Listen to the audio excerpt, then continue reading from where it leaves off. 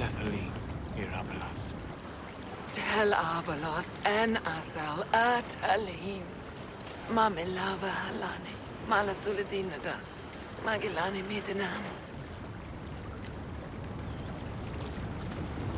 Manuvinin.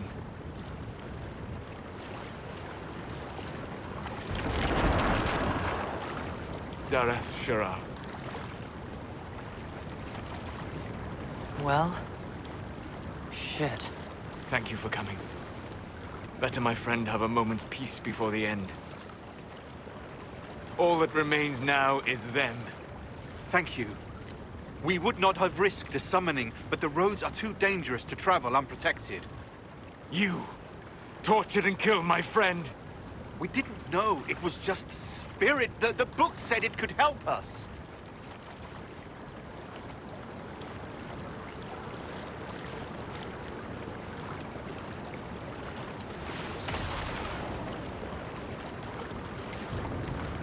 Damn them all. I need some time alone. I will meet you back at Skyhold.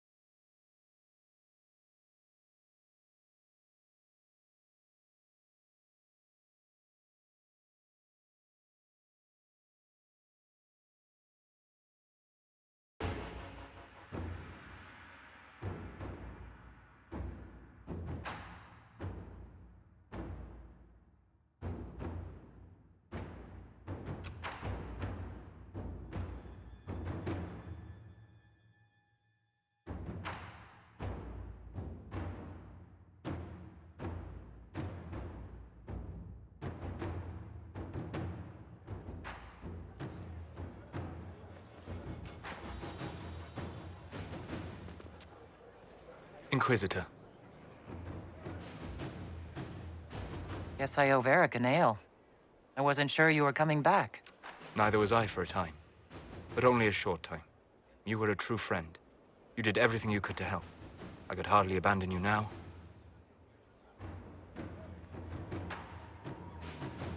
What happens when a spirit dies? It isn't the same for mortals. The energy of spirits returns to the Fade. If the idea giving the spirit form is strong, or if the memory has shaped other spirits, it may someday rise again. You're saying your friend might come back? No, not really. A spirit's natural state is peaceful semi-existence. It is rare to be able to reflect reality.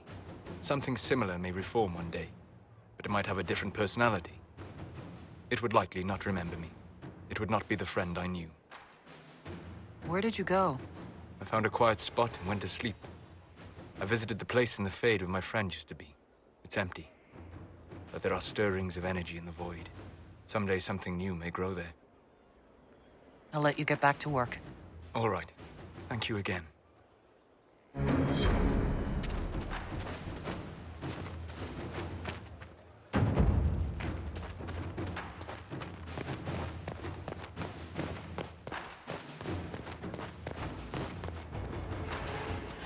Your worship.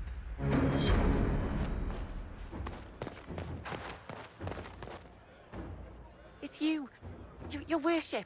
I'm serving now, in a different way.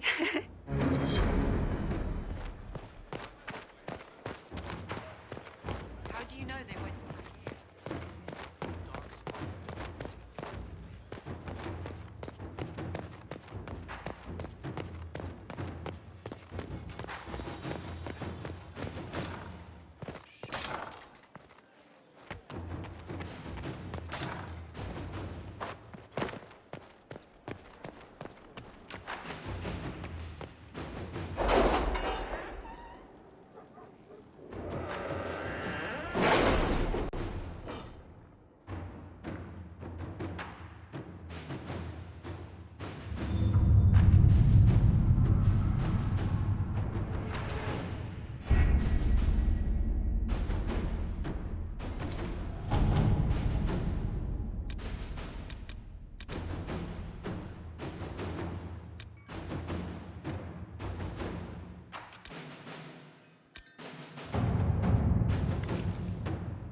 Are you all right, Leliana? Are you? I suppose not. Haven was trying.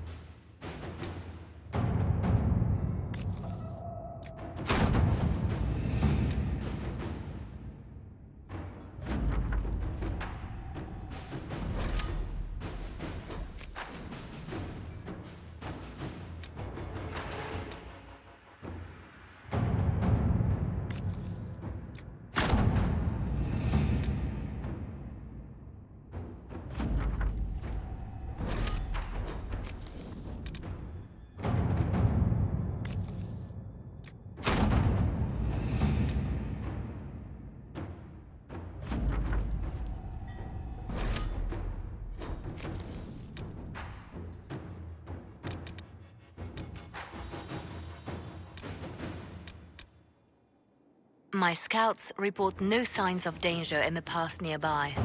I will arrange patrols to ensure it stays that way.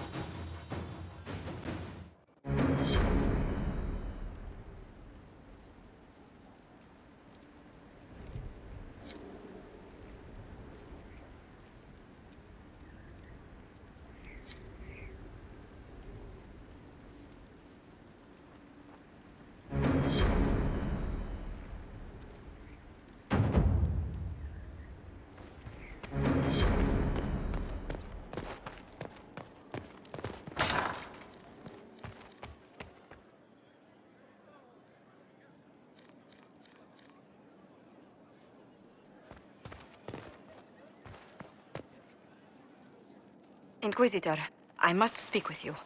What is it? I must explain something first about the Montilier's fortunes. I remember you said your family had been forbidden from trading in Orlais. It's devastated our finances. The Montilier's have, in fact, been in debt for over 100 years.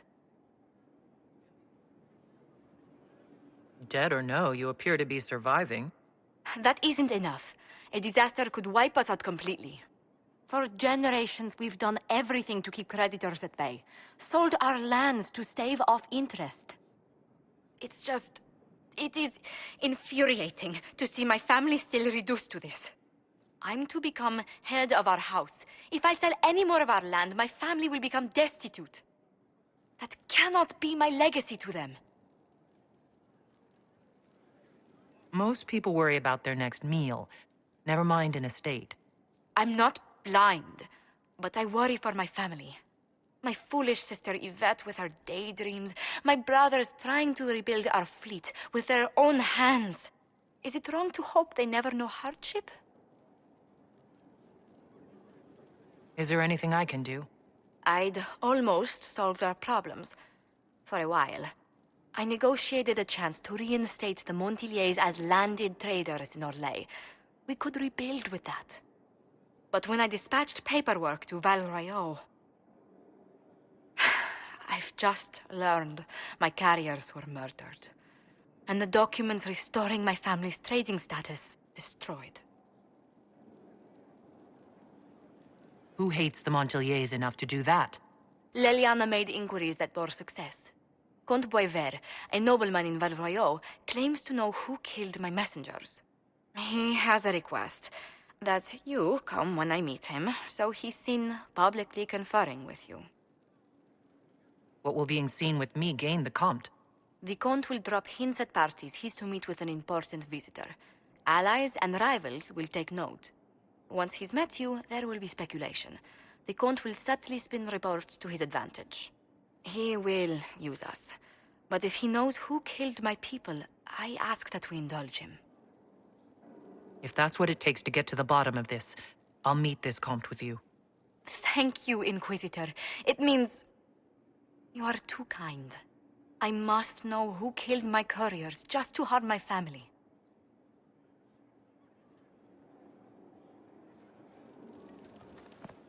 Inquisitor, is it true? Is the mark on your hand magic cast by Corypheus? Corypheus claimed it's a spell gone wrong. I wanted to think it was a blessing. A sign the Maker was returning to his creation. How credulous of me.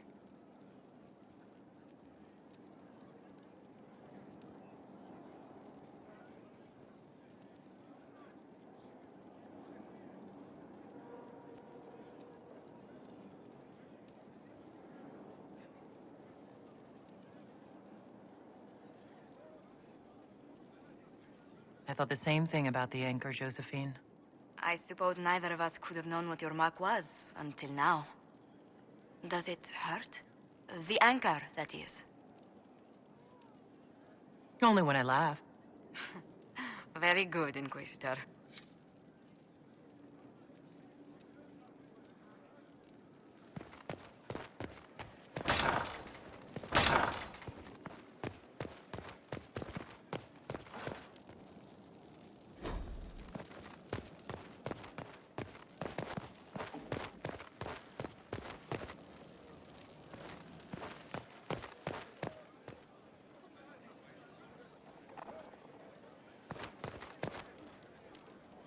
Stone mad, Inquisitor. Another time. Best of the vein, Inquisitor.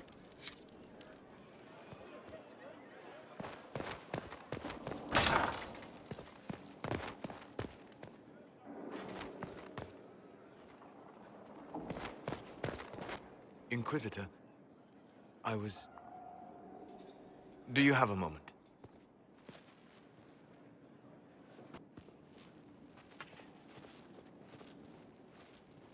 What were you like before the anchor? Has it affected you? Changed you in any way? Your mind? Your morals? Your spirit? I don't believe so. Ah. Why do you ask? You show a wisdom I have not seen since my deepest journeys into the ancient memories of the Fade. You are not what I expected. I don't think of myself as different from anyone. Perhaps not in the form of your body, no. But you have shown a subtlety in your actions. A wisdom that goes against everything I know of your people.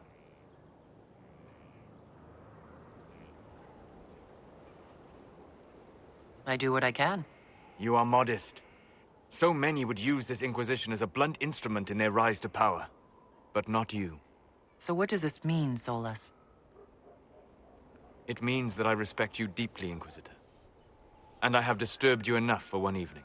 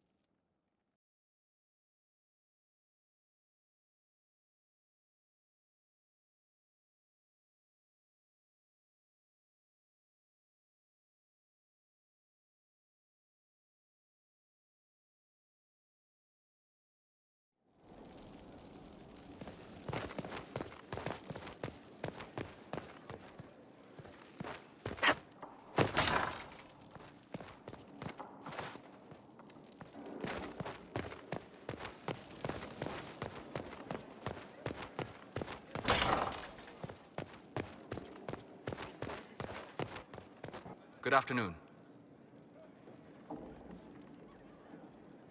We'll talk later. Goodbye.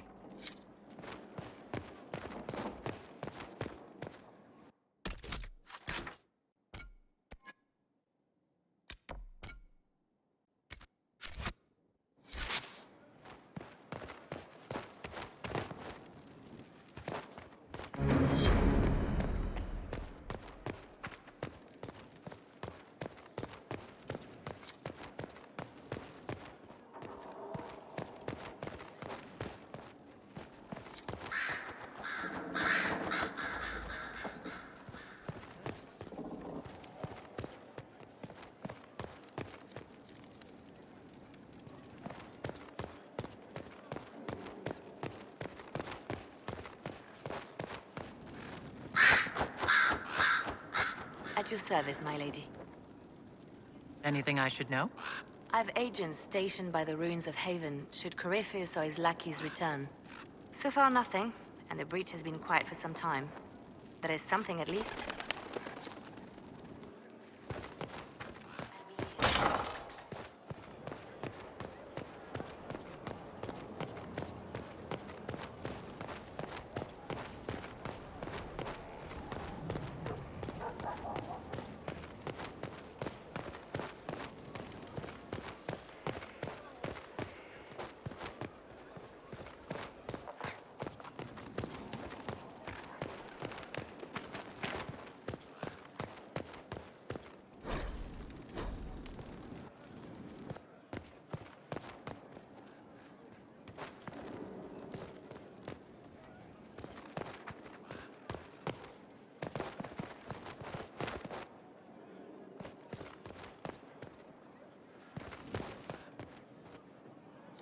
A request has been made of you, Inquisitor.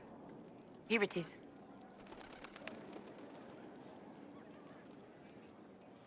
As you were. Yes, Inquisitor.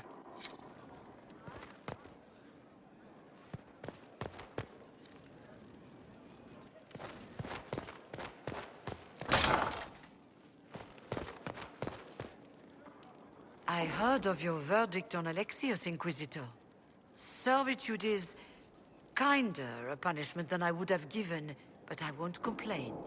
He may wish you'd done worse. My fellows have some interesting ideas on exactly what he can do as compensation.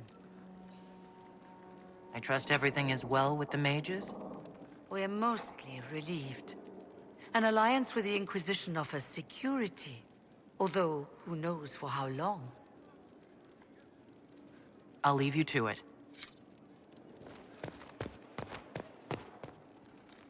I ran into Fiona. Seems you have Alexius serving the mages.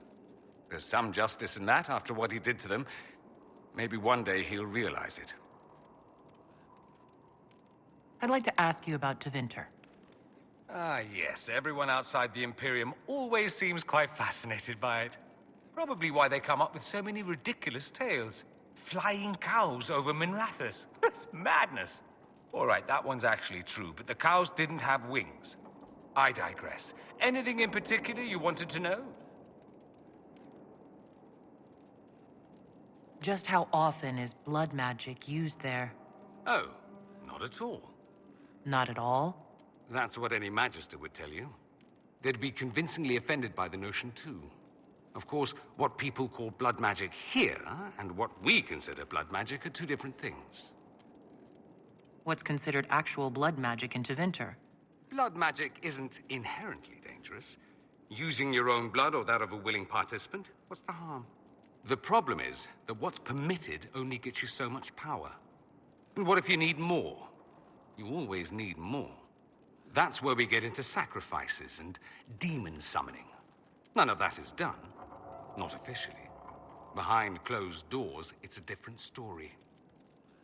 Real blood magic can give you an edge, a leg up against your opponents. It's safe to assume that any mage of rank does it. The rest are quietly shut out of power, to put it bluntly. You'd think the Templars would object. I imagine they did, long ago. Once, their investigations might have been sincere. Then their balls were cut off. Too inconvenient. Nowadays, only the friendless are accused. Most of them probably innocent. There must be some mages who oppose this.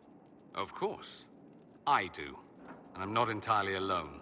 Occasionally, there'll be a Magister who makes noise, and then the reform talk begins. All very patriotic. Meanwhile, that Magister will be quietly shunned. Chances are, surprise, it's learned he was a Maleficar all along. Most learn to keep quiet. Me? I enjoy the allure of pariahhood. Anyone who talks about the Imperium mentions slavery. It's the center of the slave trade. Ah. That is true. And? Did you have slaves? Not personally, but my family does and treats them well. Honestly, I never thought much about it until I came south. Back home, it's how it is. Slaves are everywhere. You don't question it. I'm not even certain many slaves do.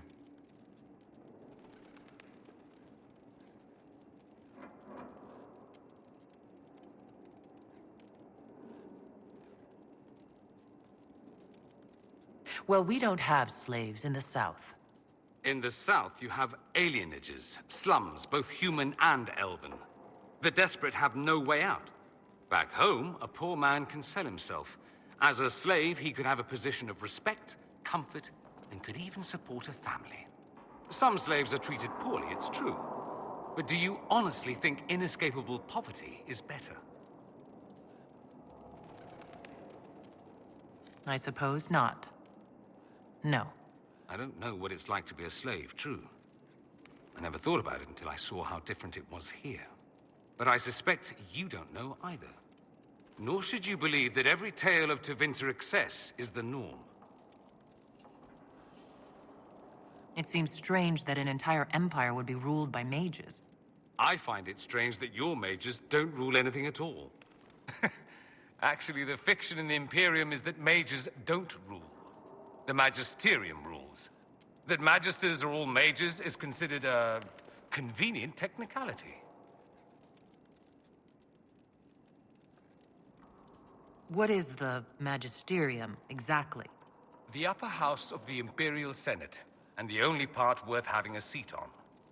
Those seats are split among the circles of Magi, the Chantry, and the major families. All mages now. It's odd that outside the Imperium, you use Magister like it applies to every Tevinter mage. If you're not a Magister, then what are you called? No special title? I'm an Altus, which is almost as good as a Magister, depending on who you ask. I've never heard of an Altus. Upper class. Those families who trace descent from the Dreamers, the first prophets of the old gods. If you're a mage and you're not Altus, then you're Leitan, lower class. If you're not a mage at all, you're Soperati. That's everyone else. We do love our fancy words. I thought the Archon ruled over the Imperium. Well, yes. Technically, he can overrule laws passed by the Magisterium, but that never happens. Even so, he gets to appoint new Magisters, which means all the families vie madly for his favor. Thus, the Archon gets invited to all the parties. The truest path to Tevinter influence, let me tell you. If it's a fiction, that means mages do rule then. Yes and no. Let me put it this way. Mages do rule, but not all mages are equal. If you're not from the right family, chances are you don't rule anything. Maybe you're even a slave. The idea that anyone could be a mage, however, keeps the masses placated. Can anyone be a mage? Technically, the potential runs mostly in bloodlines, but it's been known to happen. More importantly, commoners believe it can. Tevinter legend is chock full of mage heroes from humble origins. So they hold out hope. Someday my son or my son's son will be a mage. Someday. Poor sods don't realize that means he'll be a quaestor at the arse end of the 100 Pillars, at best. Being a quaestor isn't a good thing? I imagine the average non-mage likes to think so. Counting numbers and shuffling papers all day is better than many occupations after all. If you're a second-class citizen among a pack of piranha, however, your outlook changes. let me ask you something else. Of course. There's an Imperial Chantry, isn't there? With its own divine. You people aren't supposed to talk about the Black Divine, are you? If you mention him outside the Imperium, people make that face, like you're urinating in public. But yes, we do have the Chantry, or a version of it. Night and day comparing it to yours.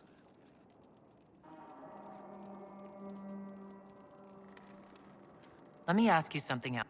So many questions. Fair enough.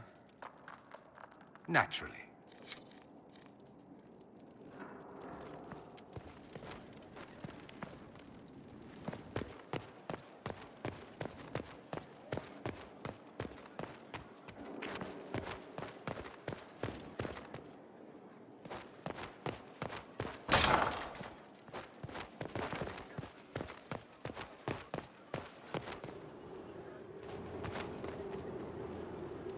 Yes?